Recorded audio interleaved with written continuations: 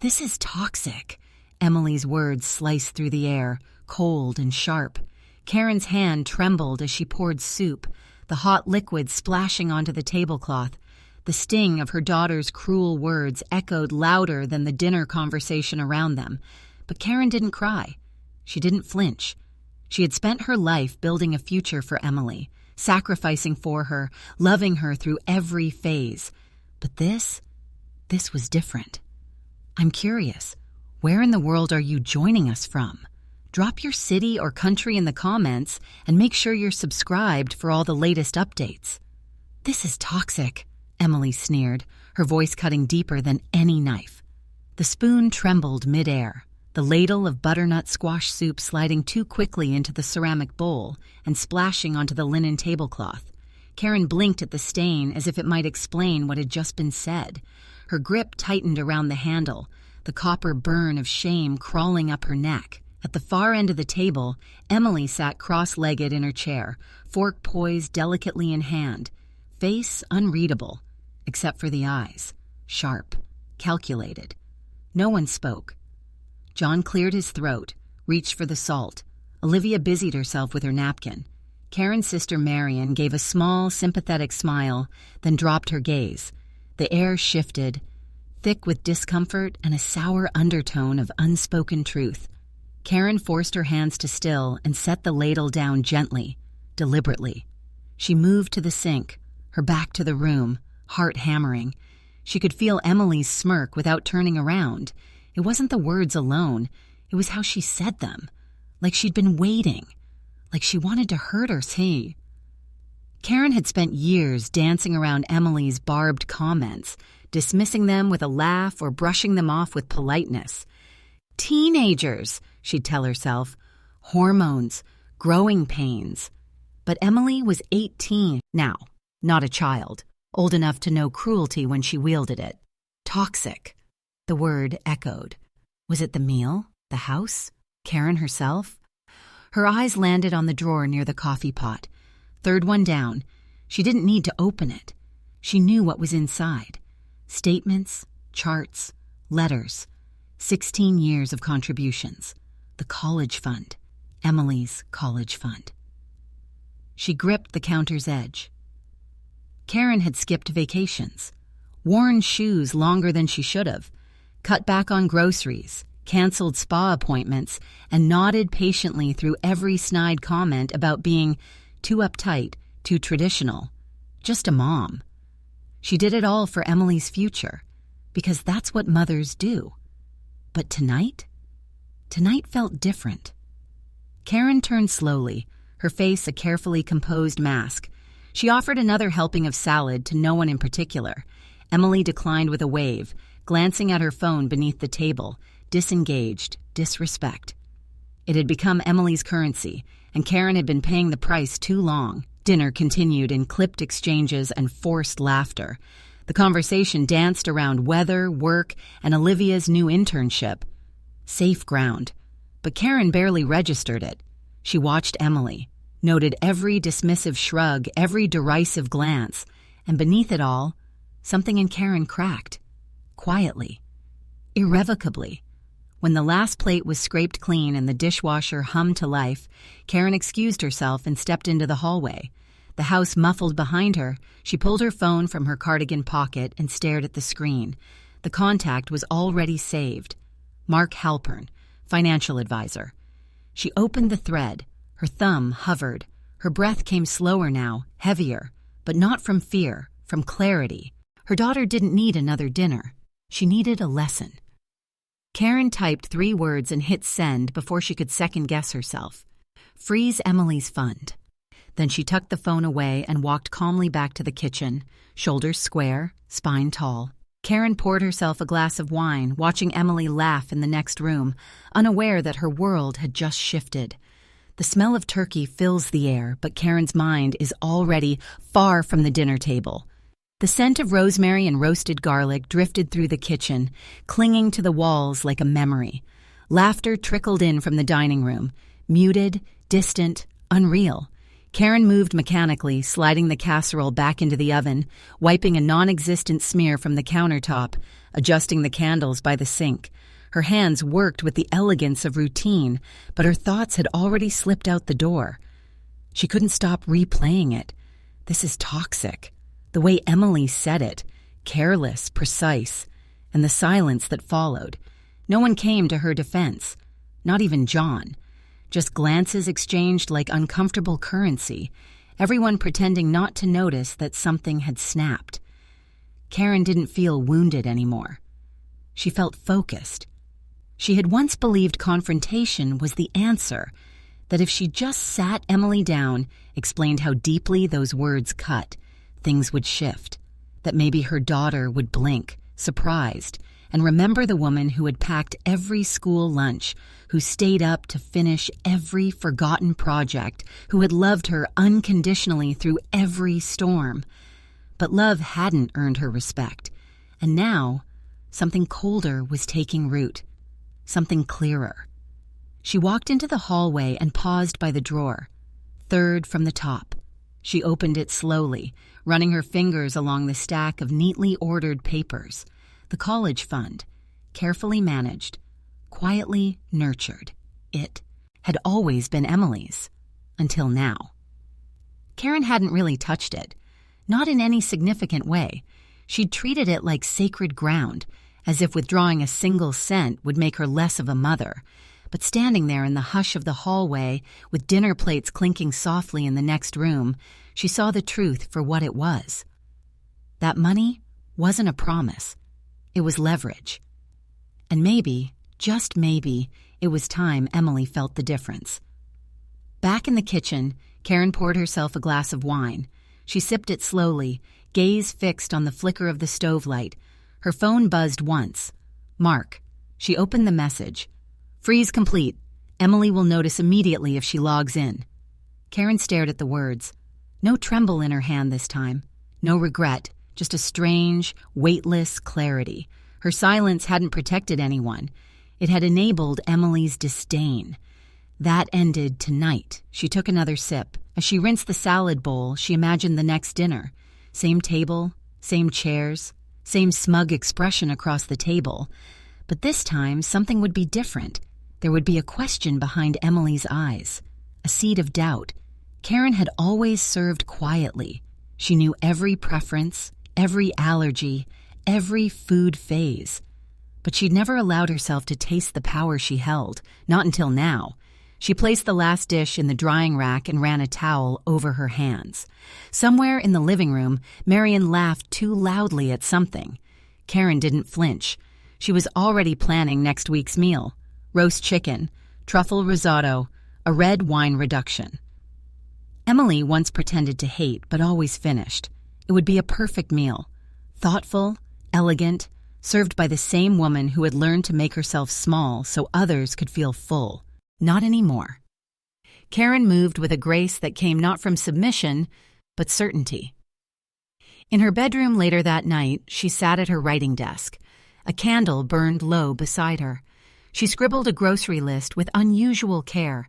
Then she paused, flipped to the next page, and began a second list. Names of schools, advisors, banks. Questions she'd avoided for years. It wasn't just about punishment. It was about permission. Her own. She didn't know exactly what came next, but she knew this. It would not look like before. She would make the next move with her eyes open, her spine straight, and her silence weaponized into something far more powerful. As Karen closed the notebook, the corner of her mouth lifted, not in malice, but resolve. The game had changed. And Emily didn't even know she was playing. Moments later, Mark's face drained when he checked the college fund statement. It was just after breakfast when it happened. Karen stood at the sink, rinsing a pan, her sleeves rolled up, forearms flecked with egg yolk and soap bubbles. The air still carried the scent of maple syrup and scorched toast. Emily was scrolling idly through her phone at the kitchen island, earbuds in, half smiling at something on her screen. Mark leaned against the fridge, tapping in his PIN, checking his balances like he always did before heading out. Then, stillness. a pause that didn't belong. Karen turned, instinct bristling. Mark's face was frozen. He stared down at his phone as if it had personally betrayed him. His jaw slackened, his thumb hovering mid-scroll. "What is this?" he said. Emily popped one earbud out. "What?" Mark looked up, his voice harder now. "What the hell is this, Mom?" "The fund. It's frozen." Karen dried her hands on the dish towel. She didn't speak immediately.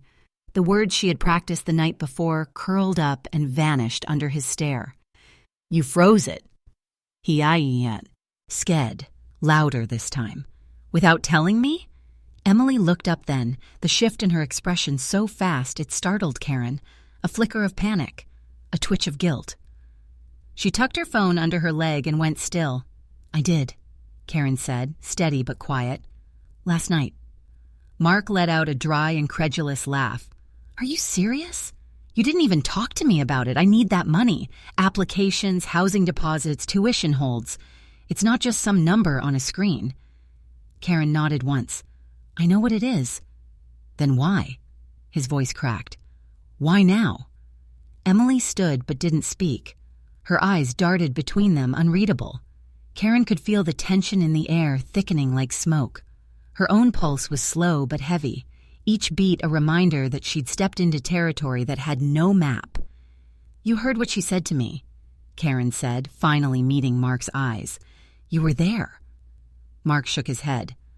"That's not a reason to sabotage her education." "She called me toxic," Karen snapped, the calm slipping for a second.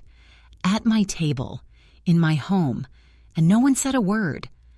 Emily flinched, then looked away. Mark's voice softened slightly. "She's a teenager." "She's 18, Karen shot back, "old enough to know what respect is, old enough to weaponize her words and expect no consequence." Emily finally spoke. "I didn't mean it like that." Karen turned to her. "Then how did you mean it?" Emily hesitated. "I don't know. I was upset. It was just something I said." "Exactly," Karen whispered. "You said it, like it meant nothing." Silence fell again, the kind that made clocks seem too loud and the refrigerator hum unbearable. Mark threw his hands up. "So now what? She grovels and you maybe unlock her future? Is that it?" Karen's chest tightened. The words stung, not because they were true, but because she had feared them. She opened her mouth, then closed it. She hadn't thought of it as con. Troll, not really. It was about boundaries, about being seen. But in this moment, all of that blurred. "I'm not destroying anyone's future," she said quietly, "but I won't fund contempt." Mark stared at her for a long beat, then grabbed his jacket off the hook. "This is messed up," he muttered, then slammed the door on his way out. Emily stood frozen, arms crossed, jaw clenched. "So, what now?" Karen didn't answer. She walked into the hallway, picked up her phone, and dialed. "Janet," she said when the line connected, "can we talk about the legal side of a frozen college fund?" Her attorney was calm, but to the point. "If it's been set up in your name and you're the sole trustee," Janet said, "you're within your rights, but Karen, be careful. If Emily challenges it, it could get complicated." Karen looked toward the dining room, where Emily now sat alone, her face unreadable. Karen stared at the ceiling as her lawyer's final words echoed. "Emily may contest this." "Why would you do this? You're ruining my future." Mark's voice shakes with panic as he confronts Karen. The garage door groaned shut. Karen stood in the kitchen, her hands still wrapped around the cooling ceramic of her coffee mug. The sunlight through the window struck her face at a sharp angle, illuminating the worry that had begun carving itself into the corners of her eyes. The front door slammed open. Mark's footsteps pounded down the hall, fast, loud, shaking the hardwood beneath them. He burst in, still in his jacket, cheeks flushed with cold and fury. "I checked again," he snapped. "It's still frozen. You really did it." Karen set her mug down with a soft clink. "I told you I did." His hands went to his head, dragging through his curls. "Why would you do this? You're ruining my future." There it was, panic, plain and undiluted. "This was never meant to be about you," she said. "It was—" "Yeah?" Mark cut in. "Because it feels like it's about all of us now." Karen hesitated. Emily had drifted into the room silently. She hovered in the doorway, arms crossed, watching but saying nothing. "I've been trying to stay out of this war between you two for years," Mark said. His voice cracked. "And now it's like I stepped on a landmine I didn't even see." Karen blinked. "War?" He laughed bitterly. "You think I don't notice? The backhanded comments, the tension, the fake smiles at dinner. You two haven't liked each other in years, and I've been stuck in the middle, forced to play mediator, referee, peacekeeper, and now you've dragged my future into it." Her throat tightened. She hadn't seen it like that. "I didn't mean—" "You didn't mean to hurt me," he said, softer now. "But you did." Across the room, Emily shifted, her arms tightening across her chest. She didn't look at Mark. She didn't look at anyone. Just stared at the corner of the kitchen island like it might rescue her from the moment. Karen turned to her. "You could say something." Emily flinched. "What do you want me to say?" "Anything." Silence. The silence hurt more than any insult ever could. Mark looked between them, shaking his head. "You both just want to win." "That's not true," Karen said. "Then what is this?" he asked, holding up his phone like it might burst into flames. "Because from where I'm standing, it looks like a power play, and I'm just the collateral damage." Karen stepped back. The room felt smaller, like the walls had shifted in closer when she wasn't looking. "I've always tried to protect you," she said. Mark's eyes softened for a moment. "And maybe that's the problem." He turned to Emily. "You could at least say you're sorry." "I didn't mean for this to happen," Emily murmured, her voice low, evasive. "That's not the same thing," Mark said, voice flat. Karen's hands trembled at her sides. The guilt slithered in, cool and quick, winding up her spine. Had she really been so focused on proving a point that she missed the cracks in her son's foundation? "I just wanted her to understand," Karen whispered. "She doesn't," Mark said, "and maybe she never will. But this isn't the way." He walked toward the door, no coat this time, just fury and exhaustion in his stride. "Mark," Karen called. He paused, hand on the doorknob. "I'll figure out school. I always do, but don't ask me to stay in the middle of this anymore." And then he left. The door slammed again, louder than before. A silence settled, a heavy one, different than before. It didn't hum with victory. It ached with fallout. Karen stood motionless. Emily walked past her, brushing her shoulder lightly, not in comfort, just passing through. Karen sat slowly at the kitchen table, staring at the grain in the wood. She pulled her phone toward her. Her thumb hovered. The contact, Janet Legal. Karen opened a new message and typed slowly. "If she fights me, how far can this go? Now they're calling me heartless on social media." The first message hit her phone at 6:42 a.m. "Are you really freezing your daughter's college fund over a dinner comment?" Karen stared at the screen, bleary-eyed, her morning coffee untouched. Then came the second, and the third, screenshots, TikToks, posts. A cousin she hadn't heard from in years tagging her in a thread titled, "When Parents Weaponize Wealth." She scrolled without breathing. Some comments were supportive. Finally, a mom with a backbone. Others, not so kind. This is emotional abuse. Petty, toxic, control disguised as empowerment. No wonder her daughter hates her. She dropped. Ped the phone onto the kitchen table like it had burned her. The kettle screamed from the stove.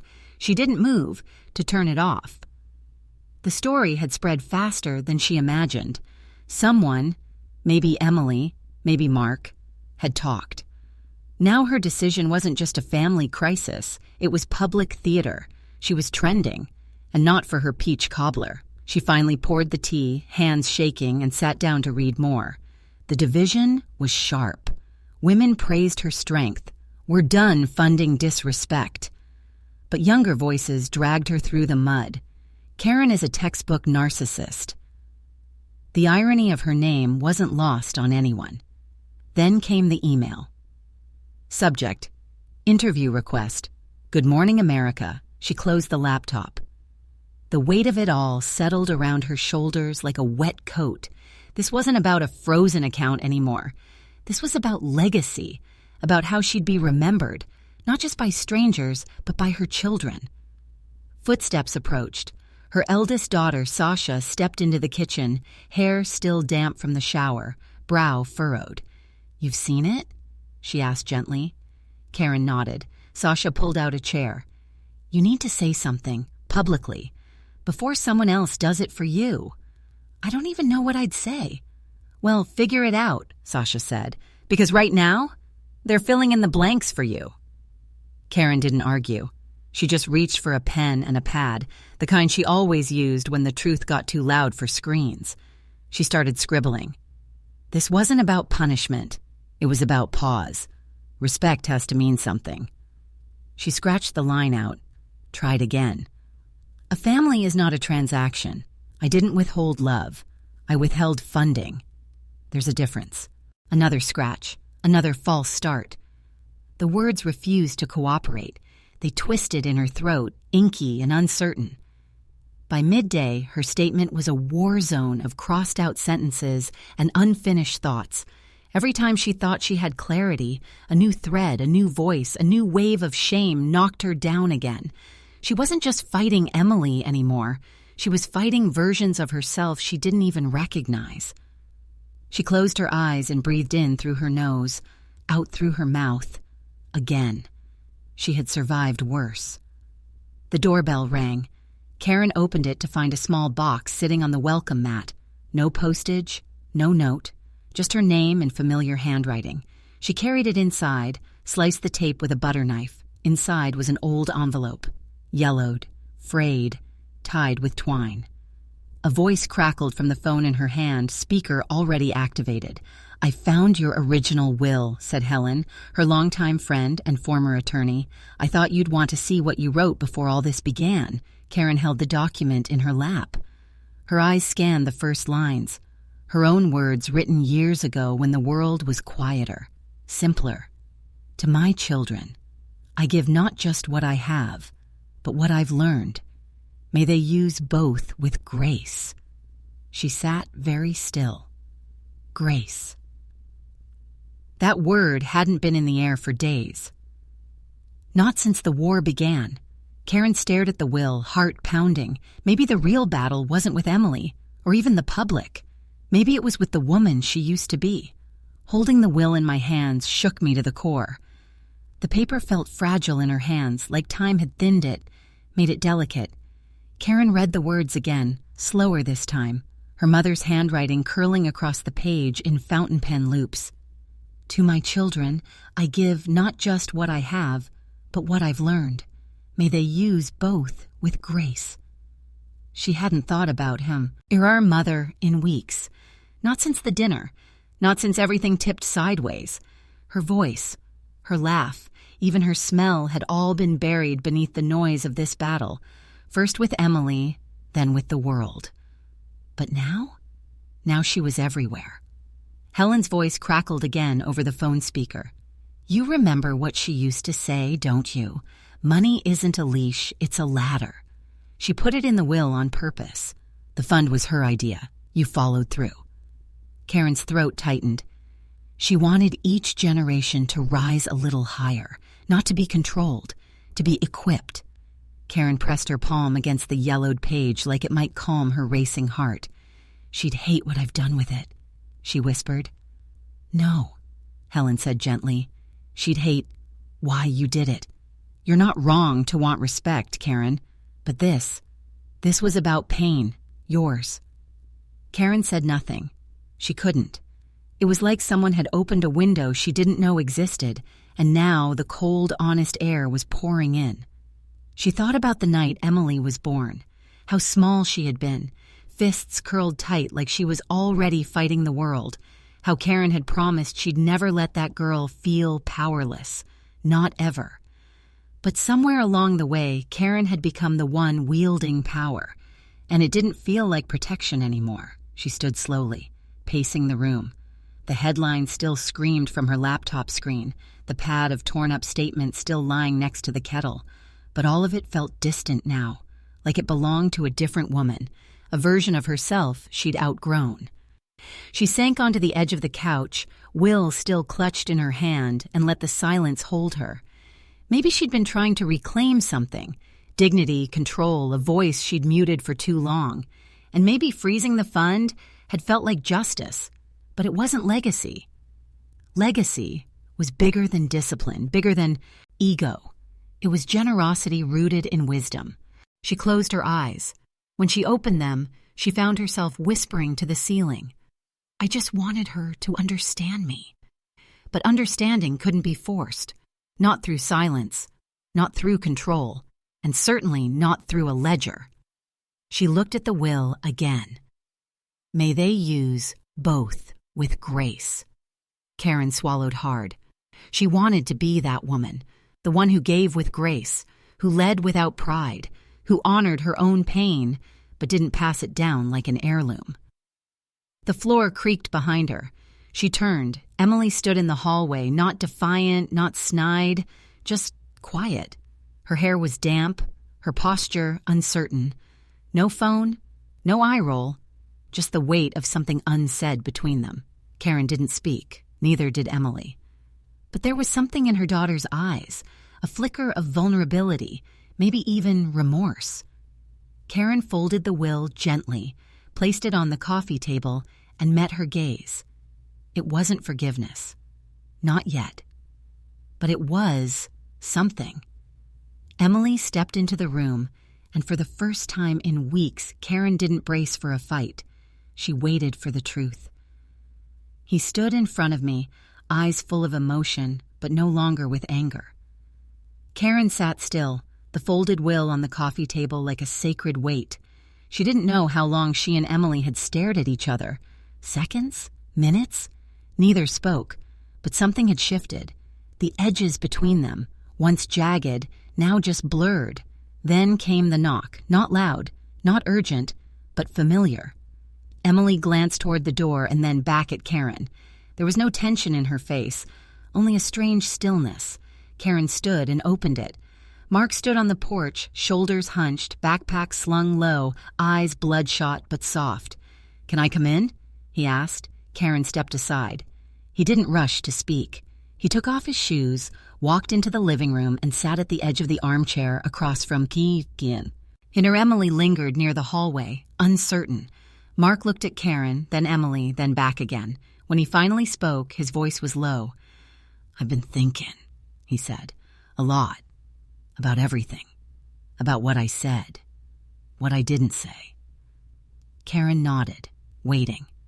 "I was angry," he continued, "and scared. Not just about the fund, about being in the middle. About choosing wrong." His voice trembled slightly. "You didn't deserve all that. I knew what Emily said was wrong, and I still stood there. I didn't stand up for you." Karen blinked. "You're not the only one who didn't." Mark looked at his hands. "But I'm the one who should have. You've always been there for us, even when we didn't deserve it." He paused, then glanced at Emily. "And I let it become normal. To talk about you like you weren't even there. That wasn't fair." Karen's breath caught. He looked like the boy she'd rocked to sleep 1,000 nights ago, even if his shoulders now reached hers. "I'm sorry," he said, "for lashing out, for making you feel like you were the villain." Emily stepped forward then, arms still crossed but voice quiet. "I was wrong," she said. I shouldn't have said what I did, not like that, not in front of everyone. I was frustrated, but I went too far." Karen watched her closely. "I don't know how to undo it," Emily added, "but I didn't mean to hurt you. Not really." Karen swallowed. It wasn't a full apology. Not yet. But it was something. A beginning. "I'm not asking for perfection," she said slowly. "I'm asking for respect. That's all I've ever wanted." Mark nodded. Emily's eyes dropped. "I've made mistakes too," Karen admitted. "I reacted out of pain, maybe out of pride. And I'm sorry if I hurt you both trying to make a point." Silence folded between them, but it didn't sting this time. It held them tentatively, like a thread stitching the first seam back together. "I forgive you," Karen said finally, looking at Mark, then at Emily. "But going forward, respect is the only currency I deal in." They both nodded. Quiet, muted. The air shifted, still haas. Karen reached for the folded will again, holding it in her lap like a reminder. "We're not fixed," she said softly, "but we're talking. That's something." Mark smiled weakly. "I'll take something." His phone buzzed. He glanced down. His eyes widened. "Oh," Karen leaned forward. "What is it?" Mark looked up, blinking. "It's from the admissions portal." Mark held up the screen, his voice cracking as he whispered, "I got in. Her scholarship covers everything, but it comes with a catch." The acceptance letter had barely cooled on the printer when Emily stormed into the room, her face flushed with disbelief. "I got the scholarship," she said breathlessly. Karen stood from the couch, startled, still clutching the folded will from earlier. "Emily, that's incredible. But there's a catch." Karen blinked. "What kind of catch?" Emily thrust the letter at her, a sharp finger tapping the fine print. 100 hours of community service. By the end of the semester, or I lose it. Karen read the clause twice. "That's not unreasonable." "It's manipulative," Emily snapped. "They're making me earn what I already deserve." Karen's gaze softened. "Maybe they're asking you to give something back. That's not the worst thing." Emily folded her arms. "I don't have time to waste folding napkins or walking someone's cat." "Actually," Karen said, hesitating, "I have a contact at the senior center downtown. They're always looking for volunteers." Emily groaned. "Of course you do." Karen steadied her tone. "You want help or not?" A long pause stretched between them before Emily muttered, "Fine, but don't think this changes anything." "I don't," Karen said. "But maybe it starts something." The senior center smelled of lilac and library books. Karen held the door open as Emily trudged inside in oversized sweats and thinly veiled contempt. A clipboard greeted them, then a flurry of names and instructions. Emily was assigned to assist in the rec room. Karen, much to her surprise, was invited to co-lead an art therapy group. They didn't speak much the first day. Emily handed out bingo cards with a sullen huff. Karen helped an older woman named Rosa layer watercolors over a half-finished portrait of her late husband. But as the days passed, something shifted. On Tuesday, Emily laughed when Mr. DeWitt told a joke about retirement being just an excuse to nap publicly. On Wednesday, she helped fix a speaker so they could dance to Sinatra. By Friday, she was asking Karen for paintbrushes, not eyeing her like a stranger across a minefield. One afternoon, Emily sat beside Karen at the art table, carefully outlining the petals of a daisy. "Rosa said her daughter stopped visiting when she got promoted," she said, voice quiet. Karen didn't look up. "People forget what matters when they're trying to prove something." Emily nodded slowly. "It's weird. I thought this would be awful." "It's hard to hate a room full of people who just want to tell you their story," Karen said. Emily glanced at her.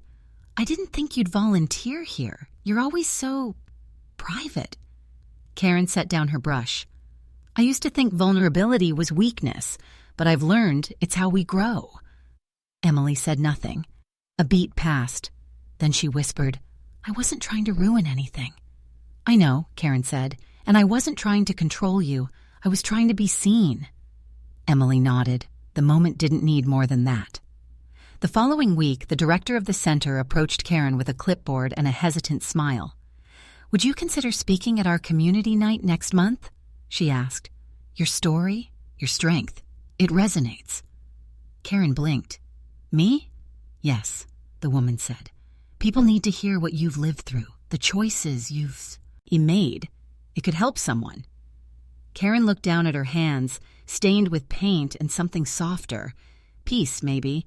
She hadn't told her story to anyone outside her family. Not really. Not like that. Karen studied her daughter. Shoulders relaxed, face open. Maybe she had been wrong about what healing looked like. Maybe it didn't arrive with declarations or grand apologies. Maybe it came with daisy petals and Sinatra records. Karen took the clipboard, stared at the blank sign-up sheet, and whispered, "I think I'm ready." "They want me to speak in front of the whole town." Karen stood in the kitchen, holding the invitation like it might disappear if she blinked too hard. The paper was soft, folded neatly down the middle, printed in calm serif fonts that didn't match the thunder building in her chest. Community night. Guest speaker, Karen Holloway. She set it on the counter and stared at it like it might explain itself. Emily walked in just as Karen reached for her tea. "You got it?" she asked casually, though her eyes flicked to the paper immediately. Karen nodded, unsure whether to smile or run. "They want me to speak," she said, her voice half a breath, "in front of the whole town." Emily leaned against the doorframe. "That's good, right? I'm not sure yet." There was a long pause. "Want help?" Emily asked. Karen blinked at her. "With the speech?" Emily shrugged. "You helped me get through bingo cards and daisy drawings. It's only fair." Karen didn't say yes out loud, but she slid a notebook across the table anyway. They worked at the dining room table side by side. Karen jotted down fragments while Emily typed. They argued over adjectives, circled phrases like hard-won clarity and earned softness. For the first time in months, the air between them didn't bristle. It moved, flowed. Something about the shared task, the act of building, not breaking, stitched a quiet understanding between them. "I don't want to sound bitter," Karen said one evening. "You don't," Emily replied. "You sound real." Karen smiled faintly. "That might be worse." But Emily shook her head. "That might be what people need to hear." The night arrived too soon. The community center buzzed with folding chairs and iced lemonade. Karen stood backstage, smoothing the hem of her blouse for the 5th time. Her hands were cold, her mouth dry. Emily peeked through the curtain. "It's full." Karen turned. "Great." "Hey," Emily said, reaching for her hand. "You've already done the hardest part." Karen arched an eyebrow. "You survived me," Emily added with a grin. Karen let out a soft laugh, grateful and terrified. When her name was called, she walked slowly to the mic. Every step echoed. She took a breath, then looked up. The lights were warm, the room quiet. "My name is Karen Holloway," she began, voice steady but low. "I'm a mother, a grandmother, a daughter, and for most of my life, I thought silence was strength." She looked to the front row where Emily sat, hands clasped, eyes fixed. "But silence," Karen said, "can also be fear, and I lived with a lot of that. Fear of not being enough, of being dismissed, of giving everything and still being invisible." She paused. A ripple moved through the crowd. "This past year, my family and I went through something hard, painful, public." She smiled faintly. "Maybe you read about it." A few chuckles, a few stiff nods. "I made choices I'm not proud of. Others I'd make again. But through it all, I learned that dignity, real dignity, isn't about winning. It's about being honest, owning your story, and choosing respect even when it's not returned." The room was still. "I didn't come here to lecture," she said. "I came here to listen, and to remind you that it's never too late to rewrite the way your story ends." A slow, growing wave of applause filled the room. Karen stepped back, exhaling for the first time all night. In the front row, Emily was crying quietly. Later, as the crowd dispersed, a man in a tailored blazer approached her. "Mrs. Holloway," he said, "I work with the Mayor's Outreach Council. We're developing a town-wide elder dignity initiative, and—" Karen blinked. "Anchor it? We'd like you to lead it." Karen looked out at the now empty room and said, almost to herself, "Maybe it's time I stop surviving and start leading." This was bigger than us. The evening sun slanted through the windows of the living room as Karen and Emily sat side by side, surrounded by notebooks, flyers, and sticky notes cascading across the coffee table. Each paper carried fragments of a dream, sketches of logos, mission statements, lists of possible community partners, and grant deadlines. We need something that bridges generations, Emily said, tapping her pen against her notebook. Not just a senior program, but a real dialogue. Like teen-led workshops where young people listen to older adults, and vice versa. Karen smiled at the idea, soft, hopeful, forward-moving. And maybe oral histories. We record stories, share them, preserve wisdom. Emily's eyes lit up. Yes! And springboard into art projects, community murals, intergenerational theater. The air crackled with possibility. This was no longer about frozen funds or old arguments. It was about purpose. And the fact that they were building it together felt infinitely more powerful. Over the following weeks, the plan took shape. Karen took the lead on structure and mission. Elder Respect Initiative. Emily dove into logistics, website layout, fundraising pages, social media accounts. They divvied tasks with a tacit understanding. Karen offered experience and heart. Emily delivered energy and technical skill. They met one Saturday at the senior center again, this time not as service volunteers but as collaborators. Karen introduced the idea to the director. Emily handed out surveys to seniors and teens, asking what they wanted to learn from each other. The room hummed with questions. Tell me about your first job. What was school like when you were young? And swears that were honest, unexpected, healing. Late at night, they'd reconvene at home. Emily would insist on coffee. Karen would stand at the whiteboard, rewriting mission statements until they sounded just right. Sometimes they'd argue over words, which phrasing felt authentic. Karen's ideas were grounded, Emily's hopeful. Together, they made a balanced blueprint.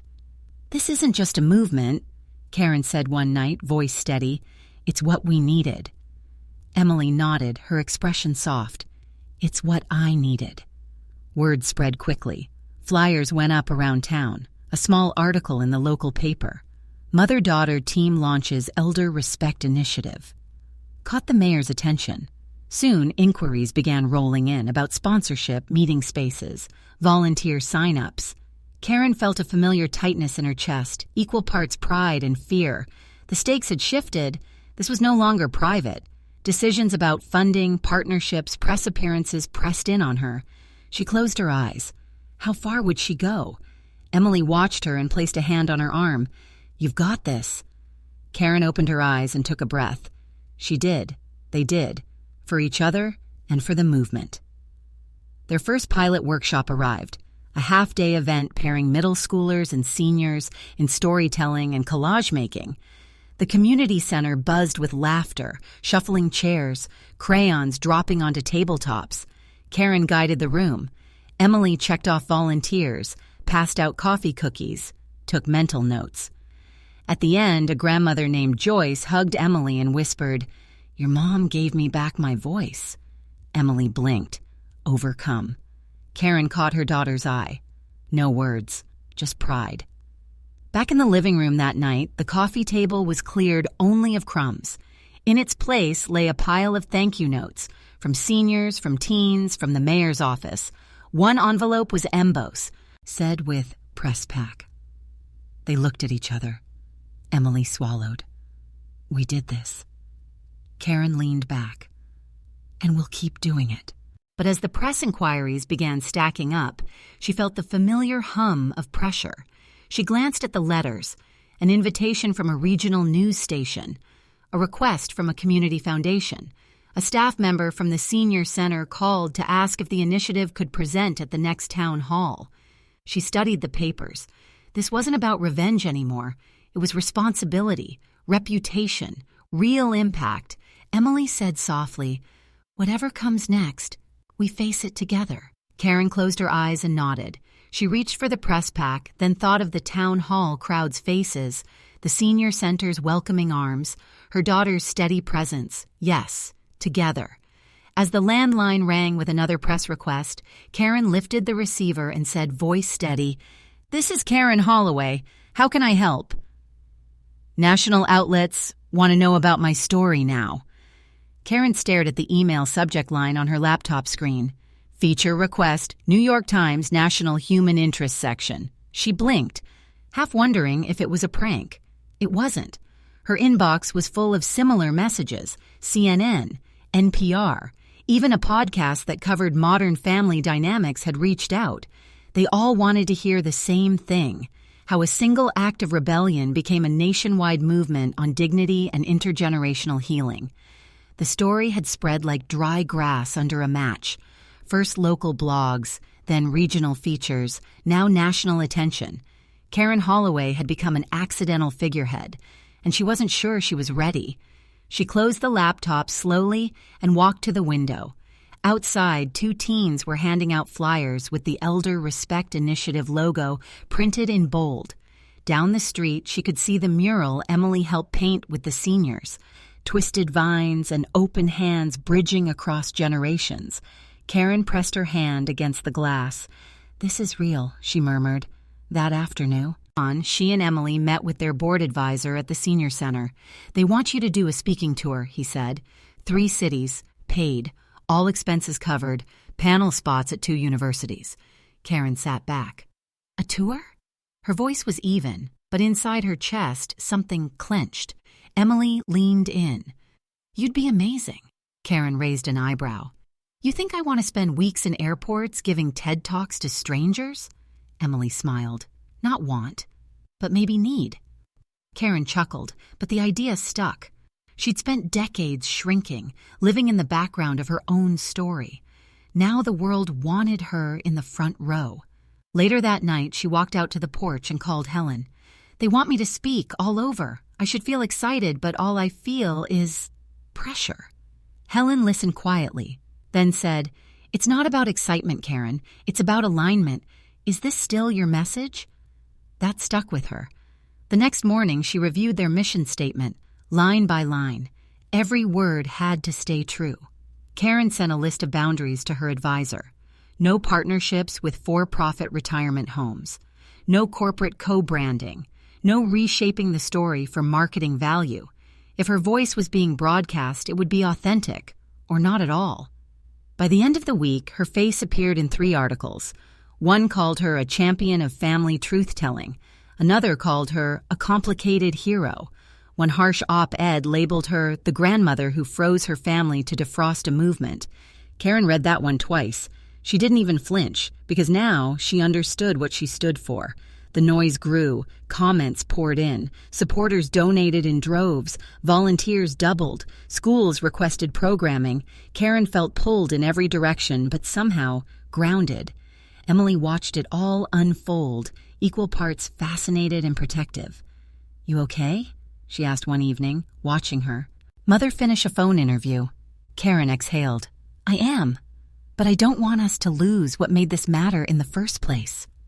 "We won't," Emily said. "We're steering this, remember?" Then came the letter. A glossy envelope from a major national sponsor. Karen opened it slowly at the kitchen table. "We'd like to fully fund the Elder Respect Initiative." 6 figures, multi-year commitment. Karen's hands trembled. She turned the page. "We request naming rights and final editorial review of all media." The words hit like ice. She folded the letter, sat back, and stared out the window where the mural caught the last of the sunlight. This wasn't just success. It was a test. Karen set the letter down and whispered to Emily, "What's the cost of saying yes?" "They want control, but I won't sacrifice my values." Karen unfolded the letter again, spread across the kitchen table like a challenge. The offer was real. Complete funding, but with conditions. Naming rights, editorial control, quiet clauses giving the sponsor final say over branding, messaging, even board appointments. She closed her eyes. The money would secure everything: expansion, paid staff, community centers, programming in schools. It would transform the Elder Respect Initiative into a visible force. But honesty and dignity, those were the cornerstones, not logos and disclaimers. Emily hovered in the doorway, expression taut. "How bad?" Karen met her gaze. "They want naming rights. And final editorial review." She tapped the letter. Every newsletter, every press release, could even remove key phrases. Emily exhaled. "That's a lot." They sat, the hum of the refrigerator and distant traffic their only soundtrack. Finally, Karen looked up. Let's go see them. The sponsor's office smelled like expensive coffee and polished wood. A large executive desk separated Karen and Emily from the sponsor's representative, a poised woman named Claire. We believe in your vision, Claire began, but we also represent our stakeholders. Brand visibility matters, and we propose to sponsor name Elder Respect Fund. Emily stiffened, sliding sideways in her chair. Karen didn't flinch. She leaned forward. Your funding is generous, but we built this initiative to be ours, not branded collateral. We believe in mutual respect between elders and youth, nonprofit and community. I won't trade that for funds. Claire nodded, expression neutral. Then perhaps we can compromise. Name a scholarship after our foundation, or have logo placement on materials. Review, not veto. Emily whispered, Is that okay? Karen looked at the lines in Claire's polished dress. Better than complete control. Can we review the language right now? She produced their mission statement. Tight, human-focused. No sponsorship tags. She redlined carefully. One paragraph to acknowledge sponsorship below the fold. No naming rights on program titles. No editorial oversight. A shared press release with mutual quotes once a year. Claire and her team exchanged glances. After 5 tense minutes, Claire nodded slowly. We can accept these terms. 1 annual acknowledgement, 1 shared press release, and no board appointment. Karen felt her chest loosen. This preserves the mission, she whispered to Emily. Claire stood to shake hands. We stand with this. We want your values, but we want to be seen as a partner, not the boss. Karen returned the handshake firmly. Agreed. Later that afternoon, the team gathered at home to sign the agreement. Emily printed copies. Karen carefully read each line before signing, making sure nothing had been negotiated away. Not her integrity, her autonomy, or her message.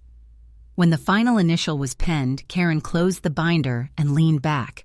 Emily exhaled, soft relief in her voice. We did it. Karen stood and stretched. We did. She touched the binder, without losing ourselves. That evening, as dusk turned the sky purple, Aaron walked outside. A group of neighbors lingered by the mural, chatting softly about upcoming workshops. Teens were sketching quotes in chalk at the sidewalk's edge. Karen watched it all and felt a renewed sense of possibility. The money would come, but more importantly, the mission would remain theirs. Clean, honest, purposeful. She stepped back inside, closing the door softly behind her. The binder lay next to her laptop. She opened it, reviewing one last time. The next morning, the mailbox held another envelope. Smaller, crisp, official. Karen hesitated. Inside, a brief note from the sponsor. Congratulations on finalizing the agreement. We'd like to nominate you to lead the Elder Shareholders Committee. We believe your voice should guide the program going forward. Karen read it twice, heart steady and mind clear. The partnership had survived the test. The mission remained pure. But this request, this asked even more. Would she accept this role? She traced the words with her thumb, feeling the boundaries she'd fought so hard to define. Karen folded the note, looked at Emily, and asked quietly, Will taking this chair change everything we've built? They wanted a face, but I became the board. Karen returned the sponsor's folder, and a quiet invitation nestled inside. It wasn't just a committee seat anymore, but the chairperson role. Her eyes lingered on the phrase, Nominate Karen Holloway as board chair. It landed like sunlight through stained glass, bright, beautiful, impossible to ignore. She exhaled. Her phone buzzed. Emily. Are you ready? The text read. Karen tapped back. Let's do this. In the sunlit meeting room at the senior center, Karen took her place at the head of a long table. Behind her, the logo on the wall gleamed, Elder Respect Initiative. Seated around the polished wood were enthusiastic volunteers, seniors, teens, educators, community leaders. On her right, Emily sat next to the youth advisory panel she'd helped recruit, her eyes bright, her posture confident. "When cares," and spoke, her voice felt both familiar and new. "Thank you all for trusting me to lead this work," she began. She paused to meet Emily's gaze. "This isn't just a board, it's a family." The room hushed. She continued, stirringly, outlining expansion projects, intergenerational workshops, and a new elder mentorship pilot with local high schools. Each idea was rooted in respect, each initiative born from years of listening, healing, and hope. Eyes flickered, heads nodded. At the end, applause broke. Gentle, collective, sincere. Afterwards, Emily came forward. "You were amazing," she whispered. "Let's build this together." Karen squeezed her hand. "Yes." Over the next weeks, the board's first decisions were swift and purposeful. Under Karen's leadership, the Elder Advocacy Program launched, a network of volunteers visiting assisted living homes, confidential support lines for seniors facing isolation, and citywide storytelling events. Emily's youth panel pitched social media campaigns and virtual mentorships, messages written by teens, facilitated by seniors. The day the advocacy hotline received its first grateful call, Karen was there. She sat in a small office, phone handset warm in her hand, offering calm words to someone on the other end. Hanging up, she realized she'd been holding her breath, and exhaled deep, full of relief. She looked up to see Emily in the doorway. "How was it?" Emily asked quietly. Karen smiled. "Worth hundreds of speeches." At the headquarters ribbon cutting, Karen stood before a new sign. Elder Respect Initiative Head Office. Neighbors, donors, board members surrounded her. Cameras flashed. Emily captured it all on her phone, grinning. The mural they painted that summer framed the entrance. Open hands bridging a silhouette of an elder and a child. Karen pressed scissors to ribbon and said, "We built this from our own stories. Estisas." He cut. A youthful cheer erupted. She felt the same surge she'd felt at her first salon, only bigger, braver. Later, Emily and Karen sat outside the office. The tree's branches swayed overhead. "It's weird," Emily said slowly, "being here, working on this with you, not as your daughter, but as your partner." Karen nodded. "I feel the same." She put an arm around Emily's shoulders. "Your ideas matter. So do you." They sat in comfortable silence. That evening, back home, Karen tucked into bed and stared at the ceiling. The room was quiet but full, of memories, new beginnings, bedtime tea, shared laughter. She thought of her mother's words, "Money isn't a leash, it's a ladder." Of the frozen fund that ignited the fire, of compromise and courage, of Emily's daisy petals and Sinatra nights, of her own stubborn search for respect. She realized legacy wasn't about headlines or funding. It was about what you built and who you built it with. She reached for her phone and typed to Emily, "Proud of us?" A moment later, Emily's reply, "Mother's Day tomorrow." Even as the words arrived, Karen felt tears warm her eyes. She hadn't expected it, but it made perfect sense. The next morning, a pale dawn, Karen stepped onto the porch. The garden was wet with dew, soft birdsong drifted. Her breath formed a small cloud in the cool air. She looked up, at sky, trees, dewy petals, and let gratitude wash through her. She closed her eyes and whispered, "This is only the beginning." As the sun rose, Karen glanced at her phone, an incoming email titled National Board Request. Her heart fluttered with excitement and a hint of dread. Mother's Day dawn broke gentle, different now. The light eased into the room like a soft breath, cool, pink-edged, and slower than spring had any right to be. Karen rose without her alarm. Her body moved with a sense of memory, not urgency. The house was quiet, except for the whir of the old ceiling fan and a mourning dove outside the window.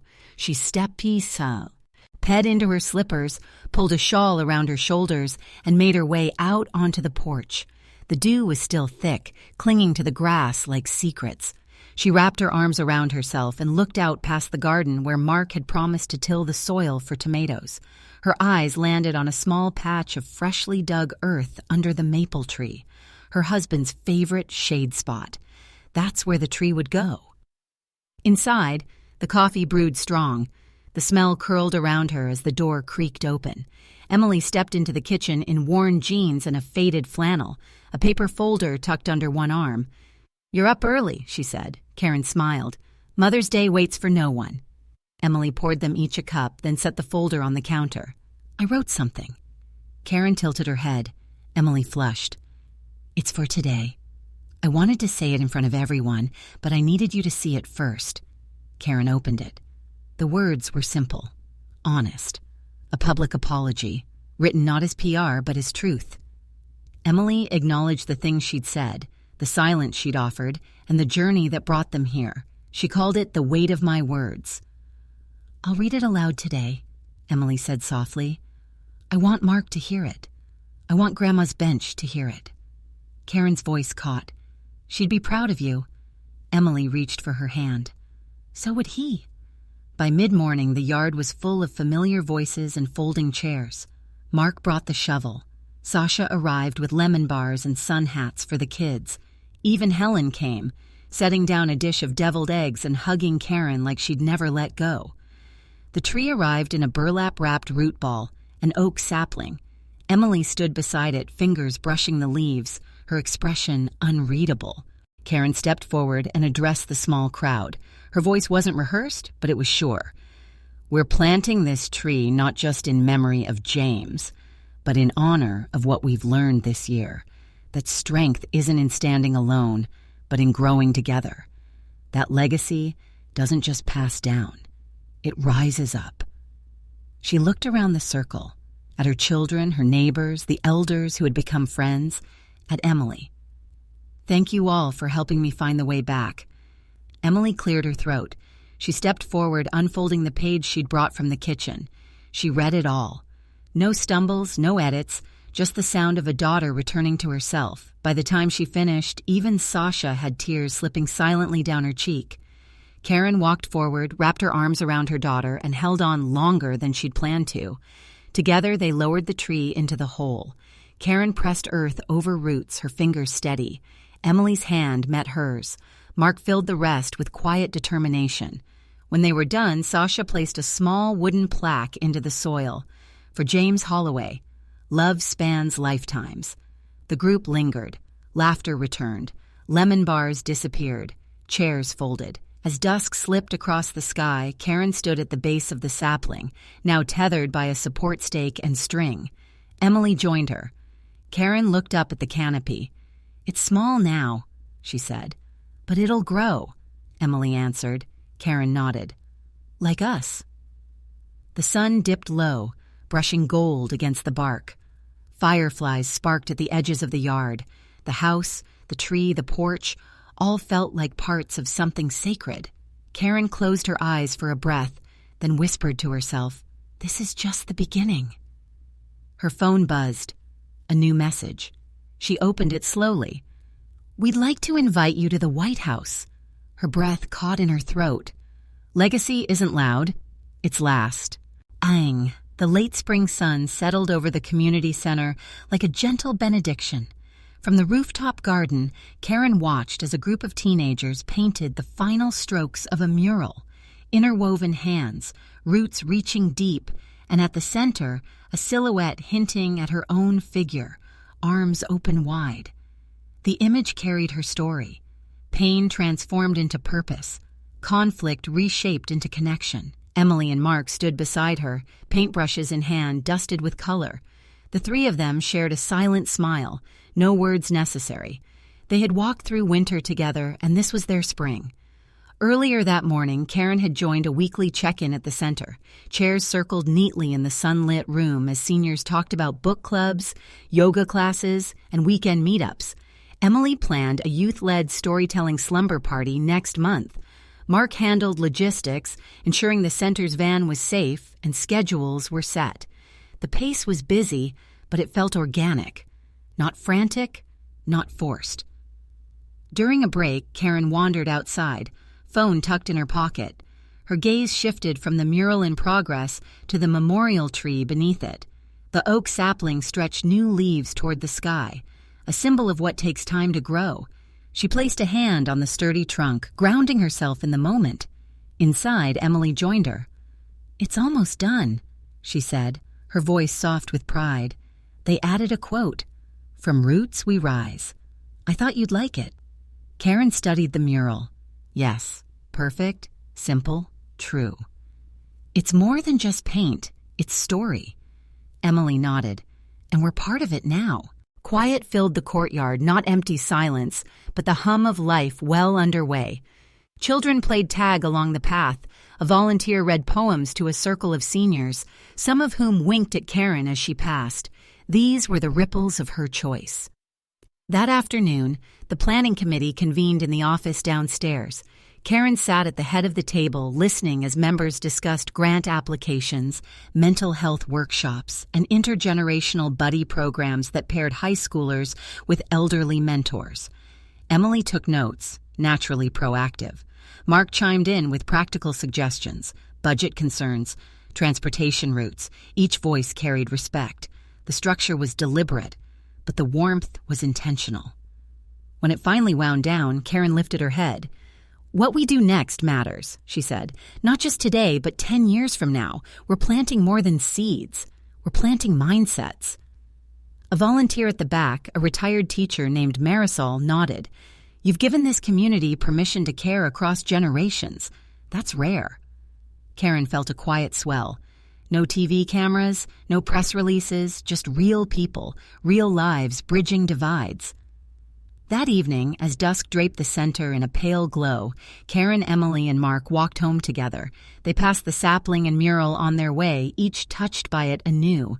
Karen paused and reached out, tracing the painted line of her own silhouette on the wall. Emily bumped her shoulder gently. "We did something good, Mom." Karen's eyes shimmered. "We did." Mark reached for her hand. "Better than I could have imagined." They lingered there. 3 generations intertwined, shadows leaning into the cool night. Back home, Karen lit a single candle and poured tea into delicate cups. The light flickered over framed photos, her mother James, her own younger self, and now Emily at the community center ribbon cutting. Each face smiled, each memory threaded together by choice and chance. She sipped her tea slowly, savoring the flavor of peaceful satisfaction. No triumph, no spectacle, just a quiet ceremony of self-realization. She thought of her mother's words once more. Money isn't a leash, it's a ladder. She had climbed, yes, but she'd also built steps for others to climb alongside her. That legacy felt true. In the soft hum of the evening, Karen realized this wasn't the end. It wouldn't ever really end. Roots grew deep, wings took flight, and she had helped begin both. She glanced at her family. Emily drafting tomorrow's workshop materials on the table, Mark settling bills with calm efficiency, a home humming with purpose. Karen closed her eyes, exhaled, and whispered, "Quiet legacy." A late-night knock startled her. She opened the door to find Marisol, the teacher volunteer, holding a small packet. "It's for you," Marisol said. Inside was a photo book, images of seniors and teens together, painting, gardening, laughing. Under each, one-word captions: listen, respect, grow, heal. The final picture was the mural mid-brush, with Karen's silhouette nearly complete. Marisol handed it to her. "So, you don't forget." Tears welled up, but Karen smiled more quietly than the sun. Life had come full circle.